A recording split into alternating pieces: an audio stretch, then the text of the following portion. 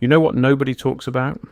The people who are winning with money aren't doing more. They're doing less, way less. We celebrate the guy with 14 income streams. We admire the woman with the color-coded budget spreadsheet that looks like NASA mission control. We worship complexity because complexity feels productive. But there's this quiet group of people out there spending less time on their finances than you spend choosing what to watch on Netflix, and they're consistently building more wealth than everyone around them. And here's what's wild. It's not because they're smarter. It's not because they earn more. It's because they figured out something the entire financial industry doesn't want you to understand. Most money problems aren't math problems. They're attention problems. Picture this. It's a Sunday morning. You sit down with your coffee and open your banking app. You've got a checking account, a savings account, and that's basically it. One credit card, paid off monthly. One investment account, auto contributions. You glance at it for maybe 90 seconds. Everything's fine. You close the app and go live your life. Now picture this. Same Sunday, different person. They've got 6 accounts across 4 banks, 3 credit cards for optimizing rewards, a brokerage account they check daily, a crypto wallet they forgot the password to, a budgeting app that sends 11 notifications a week.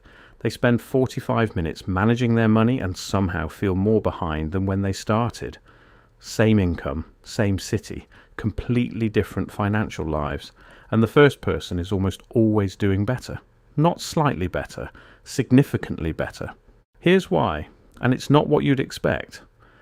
Behavioral economists at the University of Chicago found something fascinating. Every additional financial decision you make in a day reduces the quality of the next one.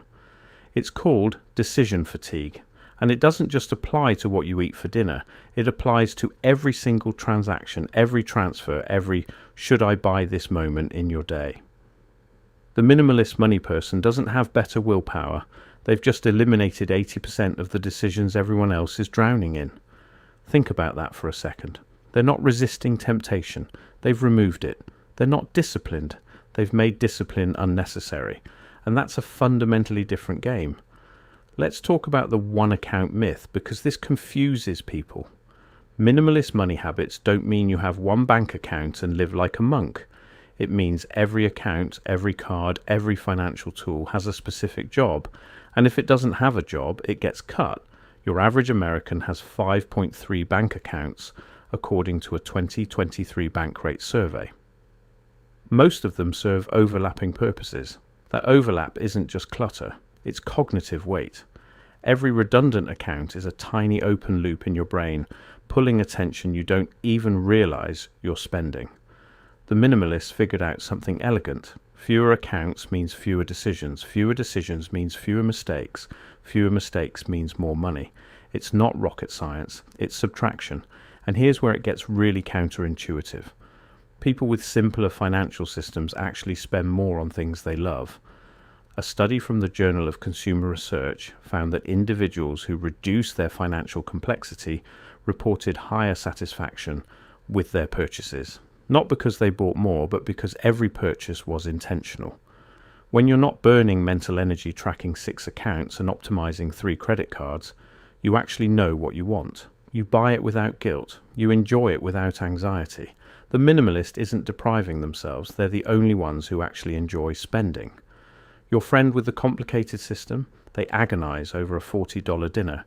The minimalist books a $2,000 trip and sleeps like a baby because they know exactly where they stand. No spreadsheet required. Now let's talk about automation, because this is the real engine behind minimalist money. Research from Vanguard shows that people who automate their savings contribute on average 25 to 30% more annually than those who do it manually. Not because they plan to save more, because they removed the decision entirely. The minimalist doesn't choose to save every month. The money moves before they wake up on payday. They don't decide to invest. It happens automatically on the 1st and the 15th. They've turned good financial behavior into something that requires 0 effort, 0 motivation, 0 willpower.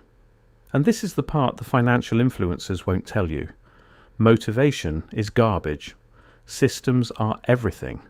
The person who automates $500 a month and never thinks about it will retire richer than the person who spends 3 hours a week actively managing their portfolio. Every single time. The data isn't even close. Here's something else that seems lazy but is actually strategic. Minimalist money people don't track every dollar. Heresy, right? Every financial guru tells you to track spending down to the cent. The minimalist made a different choice. Money is a tool, not a project. You set it up, you let it run, and you go do something that actually matters to you. Your relationships, your health, your work, the stuff that money is supposed to serve, not replace. And honestly, that might be the most radical financial idea out there. Not a new investment strategy, not a better app, just the quiet decision to need less from your money system so it can do its actual job. Here's the thing, nobody tells you about simplicity. It doesn't feel impressive. There's no flex in having 2 accounts and an automated transfer. Nobody makes a viral video about doing less, but 20 years from now, the people with the simplest systems will have the most money and the least stress. And they'll have spent about 10,000 fewer hours thinking about it. Your financial life doesn't need more tools, it needs fewer moving parts. And the sooner you figure that out, the sooner your money starts working and you stop. If this made you rethink how you manage your money, drop a comment about the one financial habit you'd simplify first. And if you want more psychology behind why we overcomplicate the things that should be simple, subscribe so you catch the next one. The best money system isn't the most sophisticated, it's the one you never have to think about.